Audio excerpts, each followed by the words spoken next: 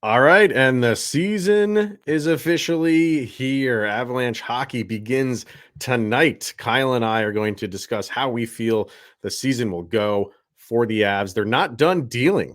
They made a move, a surprise. Well, I don't know if there's really a surprise one, a good one at that. And we will give our Stanley Cup predictions right now on Locked On Avalanche. Your Locked On Avalanche, your daily podcast on the Colorado Avalanche. Part of the Locked On Podcast Network, your team every day.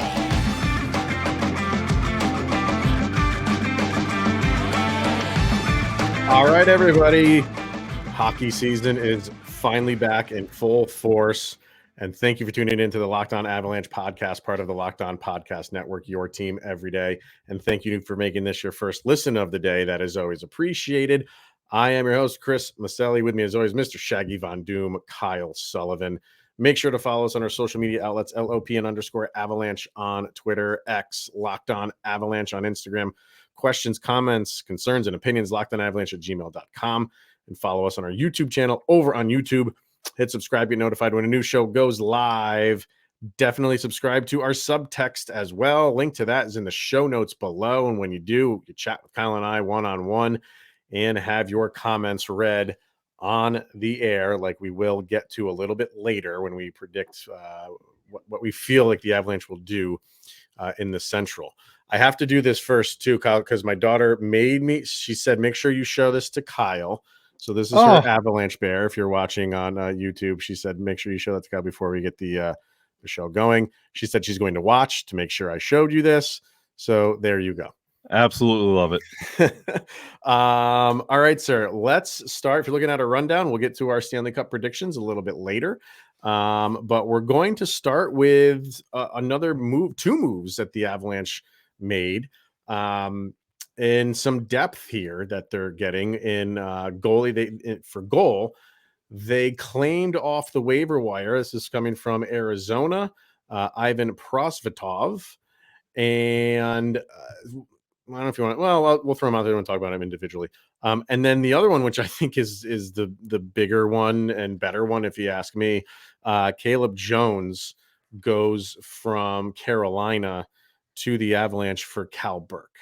And the interesting thing with that deal is Carolina doesn't have an AHL team. They had one last year, but they decided to go independent. They no longer want to be affiliated with them. So they don't have an AHL team. So they send their players to different clubs to play for their AHL team. They sent Caleb Jones to the Avalanche, 2 days ago? And because he's got to play somewhere. So they send him to the Eagles to play. And then they make a deal for him for Cal Burke. So technically Cal Burke doesn't have to leave. He's traded, but he stays right where he is because he's now part of the Carolina Hurricanes, who don't have an NHL affiliate. So he just stays right where he is. So how weird is that, man? You get traded and you don't leave. You're talking about the NHL, right? This is just stuff we have to accept. It's weird. It's weird. I want to start with that deal because I really like that move.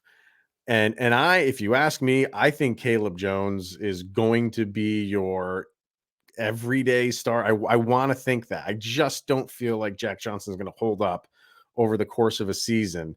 And I think Caleb Jones is perfect for a third defenseman pairing because where he came from, not with Carolina, with Chicago. Yeah. He was playing more than he should have been there. He was playing top pairing minutes and he was playing well above what his pay grade was, and doing an okay job at it, considering everything, especially with that team. So having done that, going from that, playing above what you're expected to do, and now if you just come to the Avalanche and play on a third pairing, I kind of like this move, man. I think this is a sneaky good move for the Avalanche long term. You're thinking of the season in full right here when you make this move, and it would not surprise me if by the end of the year he's your everyday D-man for this team. Yeah, and I like what you were saying about Caleb Jones. Like, he was averaging 19 minutes and 37 seconds between Chicago and Edmonton. Yeah. So I mean, that's automatically exactly what you want for a, probably that third, Oh, that third. absolutely. Yeah. But to the Jack Johnson comment, he's already taken a puck to the face and had to get 5 stitches Yeah. the day before the season starts. Poor guy. So like it was a perfect signing at the perfect time. And yes, it's a Jones boy. We get Popeye Jones's son. Mm-hmm. Everything is Mm-hmm. right in the world again. It's one Yeah. of those Avalanche signings that it just feels right. And I'm really curious to see where this goes. He has a lot of potential. Mm-hmm. And again, the Avalanche effect. I would like to see what he does with whatever pairing they put him on. What I mean, it will be the third pairing, so it'll be who's on that pairing with him, right? Mhm. I don't know. We'll see where this goes, but I really like the move. I really Chris, like it. and his deal in Carolina was a $775,000 deal. So Was it that? I thought it was like 800 or it whatever. was We're talking yeah, it about was a low amount I mean, here. it's a dirt cheap move. It's almost like Drouin on defense. Yeah. A lot of potential for not a lot of money. Yeah. And it's what they needed. Like they needed to find that seventh D man. I don't really feel like they were comfortable with what they had. I think they like Malinsky, but I think they got to give him some time to marinate. Um, and you're saying, McDermott is a forward, although he's listed as a D man. If you look at their official roster right now, he is listed as a D man. I don't know. I just think he gives you a little bit more of what you would expect from an Avalanche defenseman than those other guys. So we'll see where that goes. The goalie situation is another interesting one because we've known all along that they have been looking for a backup. Justus Annunen got a good look in the preseason. And as of right now, we still don't really know who officially is the backup because apparently they're bringing all three of them to LA. And I mean, if you're Eustace, are you a little bit like peeved here because you played pretty well during the preseason? I would say enough to be named the backup. And then at the last minute here, they go and pick up someone on the waiver wire and then send you down, but they've already brought him back up.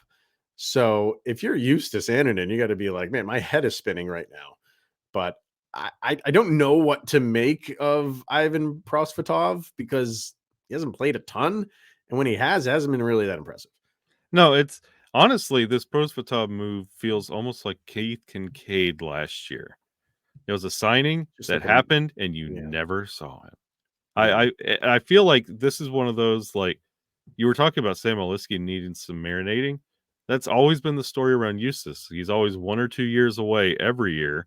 And you kind of feel like this move was kind of made. It doesn't affect a lot, but it's to back up Eustace unless he's not ready for that role. But I feel like it's also pushing him a little bit. Like, if this is your role, like we have somebody else. It's not just given to you because of Frankie's injury.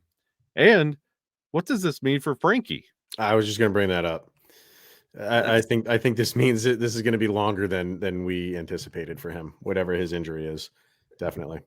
yeah, I mean, you're bringing in honestly, Prosvetov. It's not like we're going to sit here and throw out numbers that are going to make you just wowed. And no, this is a warm body that'll get you through. This is Michael Hutchinson 2.0. Yeah, we'll see. I don't know. This is another one that's just all of these like issues we're talking about with the Avalanche are depth moves, right? Yep. Last year we were talking about who's the 2C. This year we're talking about who's their backup, who's their third D pairing guy, who's their seventh D man. Those are good problems to have right now if you're the Avalanche heading into game number 1 against LA. Yeah, you can almost use snippets of the show and talk about Locked On Colorado Eagles because the Eagles are deep as well. This is something you also like with the Avalanche being this deep. We talked about the Eagles needing to, kind of refine themselves. Mm-hmm. It's happening just by the talent being pushed down. Everybody's getting refined in Loveland. So things are sitting pretty good for the Colorado Avalanche. Yeah, you got to like it. So, all right, let's get into our first break here. And then when we come back, we'll just talk about the season as a whole, how we feel like it is going to progress from now until the end for the Avs. So we will get to that next. But first, we want to talk about Sleeper and the Sleeper app. And like we said, we all know the NHL season is finally here. I don't know if you were watching any of the action on Tuesday, Kyle. But man, that Tampa and Nashville game, that was getting me pumped. That was a fantastic game. Great game. And you got Bedard's debut against Pittsburgh. It doesn't get any it? better. I cannot love it. And for Avalanche fans, are they going to have the season that we hope? Let's see how this plays out. But we absolutely love the NHL, and we know that you do too. And that's why we want to tell you about the Sleeper app. Sleeper app is the official daily fantasy app of the Locked On NHL Network, and it's our go-to for daily fantasy sports and especially daily fantasy hockey. With Sleeper, you can win 100 times your cash on daily fantasy, and the NHL has never been more exciting than it is right now with some studs of the league. You might know them as Cale Makar's, Nathan McKinnon's, Mikko Rantanen's, take your pick, and just pick more or less on the stats for these stars, and stats like goals, assists or saves, plus minus, and more.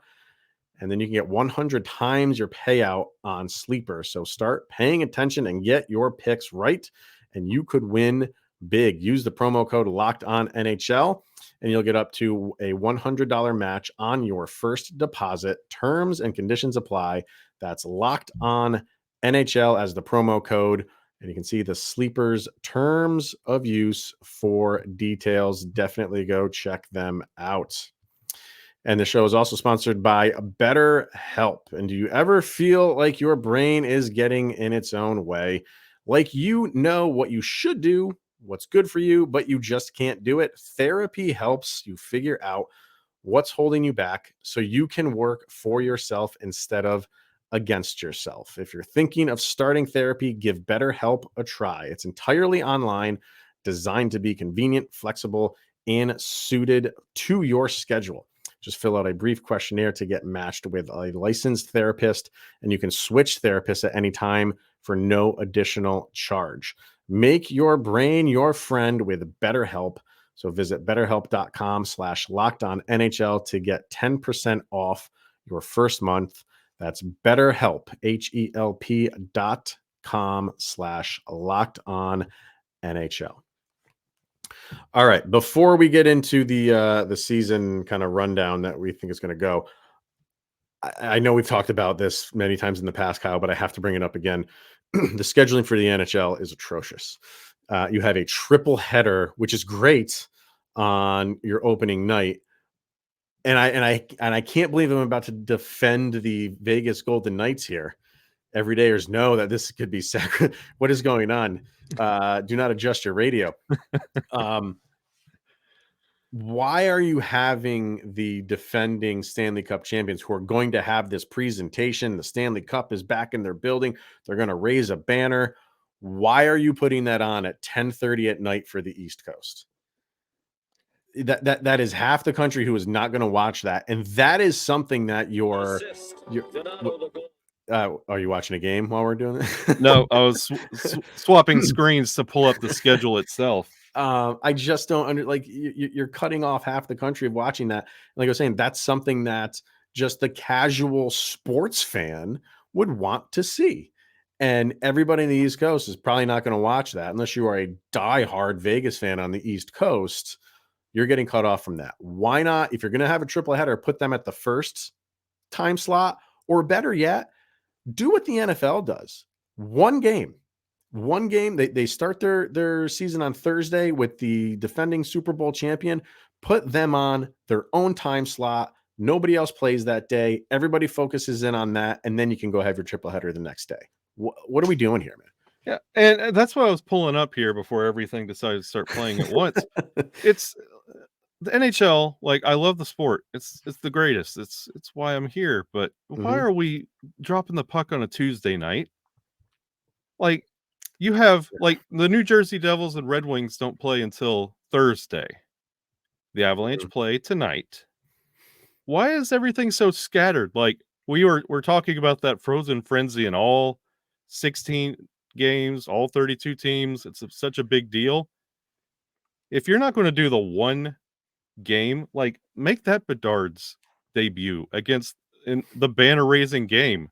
You want to talk about hype off the charts? That's where you need to go. Right. But why are you starting with Tampa Bay and Nashville. Like, no offense, Yeah, love Adam. exactly. Yeah. I love Locked On Predators, great teams. But if I'm just anybody watching like Monday Night Football and I see an advertisement for that kicking off the season, forget about it. Yeah, I agree. Like, give me the Stanley Cup champions. Remind me who won the Stanley Cup, because guess what? We haven't heard a thing out of the NHL all offseason. Not a single thing. It's been quiet. Remind me the league exists, and then tell me who the champion is, and then show me this Bedard kid. Yeah. That's game one. Yeah, do that as game one, and then you could have like for put that out. Like I said, I'd be fine with them just doing a solo game, Stanley Cup champion against whoever. The next day, half the league plays.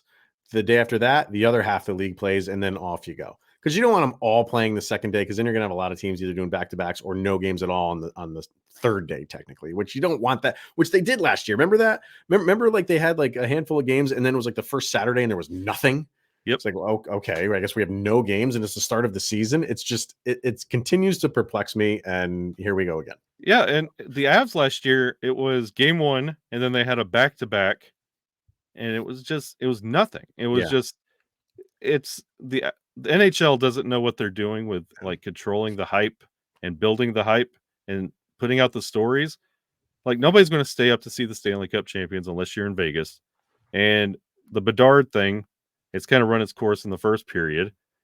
And you're starting it with Tampa Bay, Nashville. There are no storylines there. No, it's not even a rivalry. It's like, what? It's very random.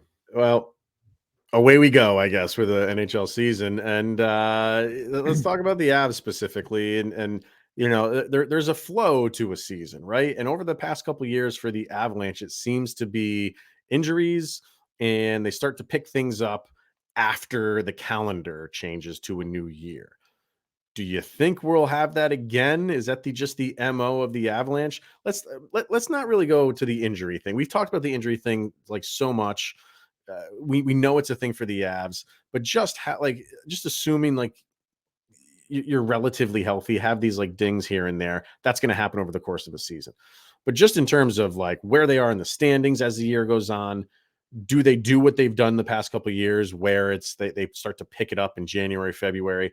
Or do you think we see kind of more of like a consistent Avalanche team all throughout the season? How do you what's your gut feeling? I know this is tough to predict, and it's just like our feelings on this, but what is your gut feeling on how it's going to go?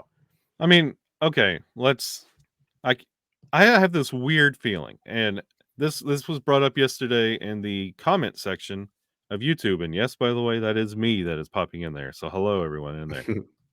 Talking about chemistry and synergy between these lines. When you looked at the official announcement of the opening night roster, and you just, in your head, just picture what those lines look like, how can this team constantly not build off that every single night? Like, that top line is almost like a team itself. That second line almost has its own identity at this point without even playing an NHL shift together. The same thing for the third line. You don't need this Avalanche team to rely so heavily on Nathan MacKinnon and Mikko Rantanen. They can relax and do their thing. And guess what? Ryjo, he needs a little bit of a comeback year after the year he had last year. What better line to do it than on line 2? Ross Colton, make a name for yourself in a Colorado Avalanche jersey. Miles Wood wanted to win. So did Thomas Tatar. Guess what? You're on a great line 3. That's 3 lines that you can have. Line 1 kind of be cold. Line 2 and 3 can carry you. Right. The first 2 could be cold. That third line is still solid enough to honestly take care of half the teams in your division. If they are your line 1, like, you are so solid with this team. You're talking about, like, usually when the calendar flips, this team gets hot. I think this is going to be a freight train all year long where it just doesn't stop. And with the acquisitions of like Caleb Jones and just how this defense is set up, it's a really solid team that even if the injury bug shows its ugly head like it always does, you can just plug and play. I feel very confident in the construction of this roster that they could just constantly build no matter who's hot and cold. Yeah, I agree with you that, you know, the guys that they brought in, well, we say like guys like Cale Makar, Nathan McKinnon, like they don't need to play a lot in the preseason because they would only need like a game or so to really just get into that groove. And I think that's true. It's more true this year than it is last year because like a lot of the guys you brought in are veterans. They're in that same that's not true for Cale Makar just because he's like a superstar or Nathan McKinnon just because he's a superstar. It's true because like it's how those guys are built. They're veterans. Not that Cale Makar is as much as a veteran as like Ryan Johansson or something like that. But for someone like Ryan Johansson, it's less about needing like as many reps in preseason anymore. It's just getting comfortable with your line mates. Yep. And I don't think that's going to take like super long to figure out. I think, you're going to have, that's why the first game is going to be interesting. Those first games are always interesting. They never go the way that you think it's going to go. Usually there's a little bit more scoring than normal because goalies are getting into the flow of the season too. But I think you're right. I think like, all these guys that they brought in are veterans and they know how to play the game. They know how to adjust well. So once you get over that very short period of, all right, we're figuring this out, man, I kind of agree, man. I think it's like away they go. And I think you're just going to get a more consistent Avalanche team. I don't think you're going to have that. What was that? Was that a 7-game losing streak that they had right around Christmas time last year? You're going to have losing streaks, right? You might have a 3 or 4 game losing streak. I can't picture that. I can't picture another 7-8 game losing streak for this team and then needing to kick it into high gear come January or February. I think they're just again, health is obviously the main thing here. But yeah, I think from beginning to end, this is going to be a fun season. If you're an Avs fan, because they're pretty well stocked.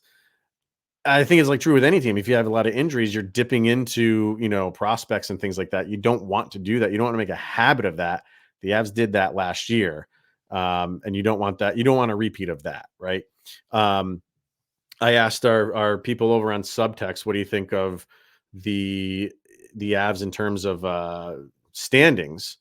And we got our man Vargar, who says they're going to be second in the Central with 110 points. So 110 is solid. So he's thinking Dallas. I'm assuming he's thinking Dallas is going to have which a lot of people think that Dallas is, we've said it's between Dallas and the Avalanche. So he's thinking Dallas is going to be more than 110, which is definitely possible.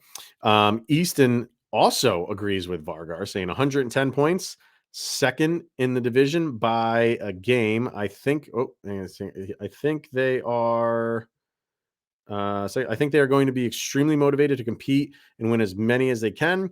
But when push comes to shove, I think that they will do more in their power to conserve health and load management. There's a word we don't use all the time in NHL circles.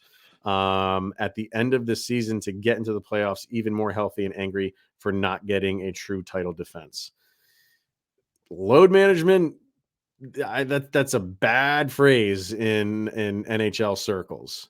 We'll see if that happens. I mean, maybe if you're locked into a position, maybe they pull the brakes on a couple guys for a couple games, but you're not going to get this all throughout the season. Like that's not going to happen. Especially if Nathan McKinnon's in the Hart conversation.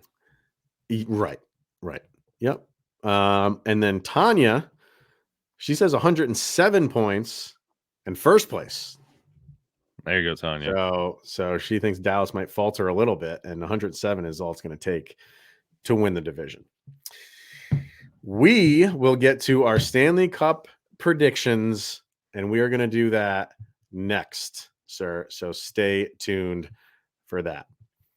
But first, we are going to hear from Jase Medical, and everyone should be empowered to care for themselves and their loved ones during the unexpected. That's why Jase Medical offers the Jase Case. The Jase Case provides 5 life-saving antibiotics for emergency use and gives you a peace of mind so that you are not just hoping that you have access to medication in an emergency. Jase Medical makes sure you have the medication in hand. And it's very simple to use. On their website, they handle everything from the online evaluation to licensed pharmacy medication delivery and ongoing consultation and care. Don't get caught unprepared, and you can get $20 off of these life-saving antibiotics today from Jase Medical by using the promo code Locked On at checkout at jasemedical.com. That's JASE medical.com. Go check them out. All right, the time is here, sir. We are all right, stretch here. Let's get some stretches in and give our Stanley Cup predictions, which we are locked into, and you cannot change them throughout the course of the entirety of the season. Lay it on me. What do you got? This is going to be the ideal Stanley Cup for me and my family. It is going to be perfect, and it is going to be a 7-game Stanley Cup between the brand new, scrappy New Jersey Devils and your Colorado Avalanche. And who wins that in Game 7? I am saying it now, and I'm saying it, I think, probably the most boldly I've ever said it as a Colorado Avalanche fan. They're going to get the cup this year. Okay. All right. I mean, when you look at roster construction, yeah. I mean, how they got bounced last year, and New Jersey is going to be, it's going to be nice that they make it, but this is their first time really dancing in the postseason. And the Avalanche, this is their vacation home in the playoffs, in the postseason. They're very comfortable, and they're veterans. I think that's the thing they've been missing, and I think that's the thing that pushes them back over the top. The funny thing, I thought I'd be seeing a lot more people picking New Jersey to at least go. Yeah. Not to win. It's very tough to just say like who's going to win it, but and maybe that's just shows you how difficult the East can be, right? There's a handful of teams that you can pick from there. But I just thought going into like prediction season, I'd see a lot. I'm seeing some, but you just see, so many different teams that can come out of the East. Which is why where I'm going here might raise some eyebrows. And let me preface this by saying we all love to like tout hockey and how, from top to bottom, like any given team can beat any given team. The parity is like unmatched in other sports. But when it comes to like Stanley Cup prediction time and playoff time, we all go to who's like the best teams. Very rarely do anybody really pick like a 7 or 8 seed to go to a Stanley Cup final, right? I mean, it's always, yeah, we want to say that there's parity, but when it comes to playoff time, it's like, oh, the best teams, I'm going to pick them. I'm not going to do that this time, sir. I am going to pick, I'm going to go with the Avalanche. I genuinely think the Avalanche can make it. I'm not just saying that because we host the show. Sure, that helps. But I think they can definitely make it. And the team I'm going to pick for them to go up against is the Pittsburgh Penguins. Wow. And the reason I feel that way, I definitely feel like Pittsburgh it can make the playoffs again. I think they are angry that they missed it for the first time since 2005. Crosby is mad that it's the first time he ever missed it. So you have that aspect of it. And the other aspect of it that I really like is the Kyle Dubas situation. Yeah. He is now their GM. That guy makes moves. And you can just look at their offseason that they had leading up to the start of this season. He made moves. And if you think he's done, you're crazy. So he will monitor this as the season goes on, and come trade deadline time, guy is going to make some more moves to make that team a little bit better. And that's all you need to do. You just got to get into the playoffs, and then anything is possible. We say that all the time, and I am throwing that out there now as my pick because I think the Pittsburgh Penguins can get into the playoffs, and I think they'll make some moves at the trade deadline that will make them better because you have Kyle Dubas, who will not let that happen, of them not making any moves. He will make very sound moves, and Pittsburgh is going to make a run. Crazy, I know. And then you have the McKinnon Crosby factor for your Stanley Cup final, and it's going to be the highest watched finals in I don't know how many years. There you go. That would be incredible. And you saying that, I immediately think that means there has to be a Pittsburgh-Toronto playoff matchup somewhere in there. And that's going to get heated. That's going to be fun.